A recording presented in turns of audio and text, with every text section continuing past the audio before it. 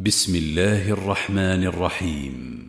والذاريات ذروا فالحاملات وقرا فالجاريات يسرا فالمقسمات أمرا إنما توعدون لصادق وإن الدين لواقع والسماء ذات الحبك إنكم لفي قول مختلف يؤفك عنه من أفك قتل الخراصون الذين هم في غمرة ساهون يسألون أيان يوم الدين يوم هم على النار يفتنون ذوقوا فتنتكم هذا الذي كنتم به تستعجلون إن المتقين في جنات وعيون آخذين ما آتاهم ربهم إنهم كانوا قبل ذلك محسنين كانوا قليلا من الليل ما يهجعون وبالأسحار هم يستغفرون وفي أموالهم حق للسائل والمحروم وفي الأرض آيات للموقنين وفي أنفسكم أفلا تبصرون وفي السماء رزقكم وما توعدون فورب السماء والأرض إنه لحق مثل ما أنكم تنطقون هل أتاك حديث ضيف إبراهيم المكرمين إذ دخلوا عليه فقالوا سلاما قال سلام قوم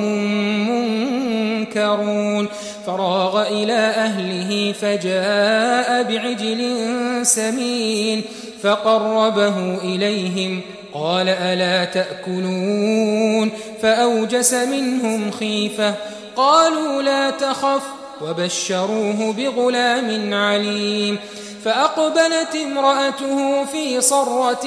فصكت وجهها وقالت عجوز عقيم قالوا كذلك قال ربك إنه هو الحكيم العليم قال فما خطبكم أيها المرسلون قالوا إنا أرسلنا إلى قوم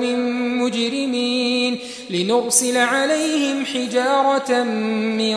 طين مسومة عند ربك للمسرفين فأخرجنا من كان فيها من المؤمنين فما وجدنا فيها غير بيت من المسلمين وتركنا فيها آية للذين يخافون العذاب الأليم وفي موسى إذ أرسلناه إلى فرعون بسلطان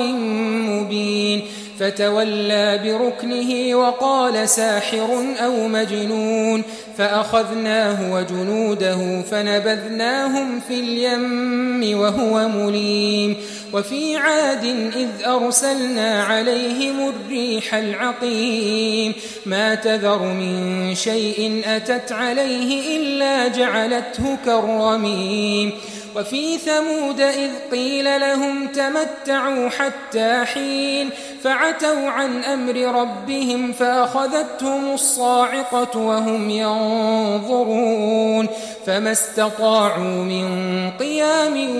وما كانوا منتصرين وقوم نوح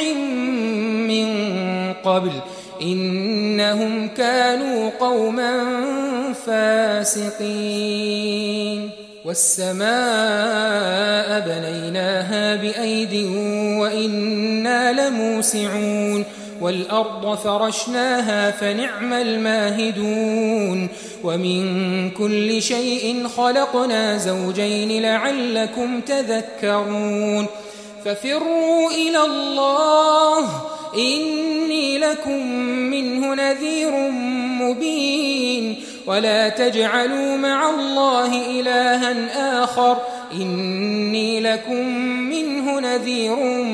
مبين كذلك ما أتى الذين من قبلهم من رسول إلا قالوا ساحر أو مجنون أتواصوا به بل هم قوم طاغون فتول عنهم فما أنت بملوم وذكر فإن الذكرى تنفع المؤمنين وما خلقت الجن والإنس إلا ليعبدون ما أريد منهم من رزق وما أريد أن يطعمون إن الله هو الرزاق ذو القوة المتين فإن للذين ظلموا ذنوبا مثل ذنوب أصحابهم فلا يستعجلون فويل للذين كفروا من يومهم الذي يوعدون